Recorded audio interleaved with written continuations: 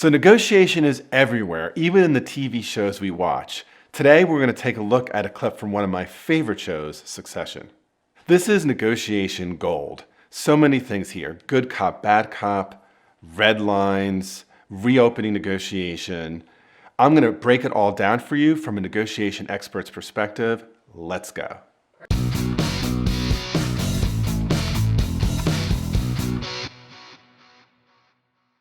So this one is from season 2. It's this really pivotal moment when Waystar needs to acquire another company, in this case it's Pierce Media, in order to be able to survive as a company. If you watch this show, you have to know that Logan is usually the most ruthless negotiator, but here the power dynamic might be a little bit different. Let's look. Anyway, we all managed to get through an evening, pleasantly enough, but that's not why we're here, is it? No, it's not. I have no illusions about who Logan Roy is, who his children are. I'm not an idiot. Well, something has to be done. 8 straight quarters. Nothing like getting started on a friendly note, huh? 8 straight quarters of losses is a hard truth, and we can't do good news without deep pockets. Call me a romantic, but I happen to believe that the presence of Pierce news cameras was what stopped certain East German border guards from opening fire in 1989. We helped take down that wall. Yes. Commendable. You may not believe that, but I do. Now, here we are. On the one hand, I do not like you very much, and I do not like your politics. On the other hand, I had a conversation this morning with my cousin Naomi, and she believes that a sale is the only way to ensure that Pierce Media can flourish. So let me just stop there. You know, in negotiation, we talk about 3 different kinds of contracts that need to get negotiated. And usually negotiators focus on just one of them. That's the economic contract. And Nan brings that up here. She brings something else up though, but it looks like it's going to be a problem. And that's the second piece, which is the social contract. She basically says, I don't like you, your company, or your politics. Query, is this a good acquisition target? I don't know. Of course, the third contract is the legal terms, the legal contract, which probably would bore all the viewers to tears if Succession started to get into that. And that may be where we are. Rhea, what do you think? I think we're worth more. We have made a very generous offer. I love the good cop, bad cop. So Ray is the CEO of the company. Clearly a dollar amount had already been agreed to, and now there's a renegotiation about to happen. Offer in terms of market valuations. Nevertheless. I don't like to be squeezed. I thought we had a number. Yeah. And,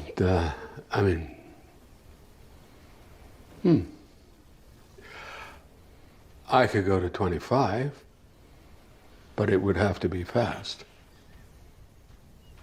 Then in that case, with a certain heaviness of heart, if I honestly had to say from the family's point of view, yes. It looks like this negotiation is over, but it's just starting, because watch the tactics that come up next. Very well. If we can clear up our ethical concerns, I think we can talk. Oh, another demand. We would like to retain some board seats and get ironclad editorial protections in place. No, not a demand. 3 demands. Ethical concerns, board seats, and ironclad protections. I think that could be hammered out. Also, Nope, not 3 demands. 4 demands. What's the also? Also. I think we would also like to have a conversation about management. I won't have that man overseeing our news, I'm sorry. It's just not tenable. That won't be a problem. More Wait, didn't I say Logan was the tough negotiator? What's going on here, friends? More important, we would like you to publicly announce a successor. Oh, nope, nope. Five demands. 5 additional demands. And we would like the person you publicly announce to be Siobhan Roy. Well, that's not quite how I do things. And now, a really famous term in negotiation, the red line. Well, it will have to be, or there's no deal. We want to announce the sale and Shiv at the same time because, frankly, she may be one of you, but she's young, she's a woman, and her politics fit better with the core values of our family business. 2 red lines. 2 bottom lines. In negotiation, we talk about something called the zone of possible agreement, or the ZOPA. The ZOPA here seems to be fading. How do you get out of this? So, that's the offer. Well, to be fair, you don't have an offer. I have an offer. And if I announce my daughter will be announced on my time. Okay. Let me explain something. Oh, please. You can't put a value on what we do. Funny. I have put a value on what you do. Well, if you won't budge, then I'm afraid we have no deal.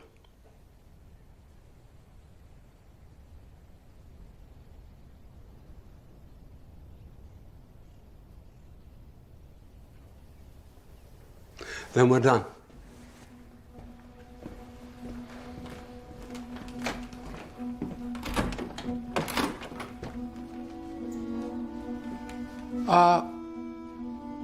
Would you like to hear my favorite passage from Shakespeare? Take the money. Man, I have a chill running down my spine. I can never watch this show right before I go to sleep because my eyes just stay open the whole time. I can't sleep. It's so amazing. And the music, and he walks out. There's so much to unpack here. So first, right, we see some really classic negotiation moves that Nan uses. She uses a good cop, bad cop strategy. She has her CEO actually reopen the dollar amount of the negotiation. And then there's this kind of sickening drama, right? With a heavy heart, the family says okay, but we're not done yet. What Nan does is she keeps on putting demand, until Logan flinches, right? On the big question, of course, which is the namesake of the show, succession, right? Who is going to succeed him as the CEO? There's a lot of things I want to focus on here, right?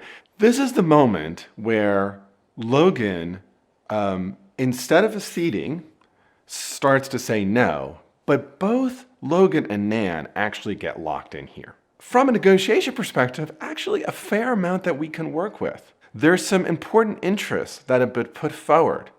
A concern about the politics and ethics, the desire to put a woman in as CEO, the desire to put in a fresh face, the desire to have editorial independence. All of those things could suggest all sorts of value-creating opportunities.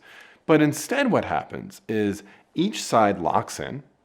There are no questions. There's no curiosity. It's literally as if they are putting on a show for the other family members and corporate executives that are watching.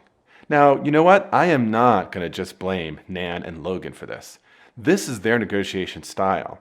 Because you know what? There are a whole bunch of other people who are watching here. So you know what their role is? They're doing nothing. And from a negotiation perspective, that's a huge problem. You know, I teach a lot on multi-party negotiation. And one of the things I talk about is something that is called social loafing. So it's a psychological dynamic that when people are in a group, instead of taking responsibility for their contribution, they sit back and kind of say, look at these dummies, or what a mess this is. And they do nothing, as if they have no role, as if they couldn't do something here. There are all sorts of things that any one of those other parties could do to serve an mediative role, to interrupt and say, there's a lot of strong emotion in the room. I wonder if we can take a break. if you see things going south, if you see things not going well, and you have some sense of how you could intervene productively, don't be afraid to do that, even if you're a lower power person in the room, because if you do it skillfully, in the end, you could save a deal. You could end up actually being the hero. And the most important thing is, as you sit there and watch, if you do nothing, don't think you've made no contribution or you had nothing to do with how things went badly. You played a role. You said nothing. If you enjoyed this, I have another video for you. I joined with Mended Light, and we're going to take a look at Ted Lasso. If you have ideas of film or movie clips or TV shows that I should take a look at, please drop it into the comments below. I'm Bob Bordone. Thanks for hanging out, and let's keep negotiating. Also, don't forget to click like, subscribe, and ring the bell so you don't miss out on more content. Here's the Ted Lasso video.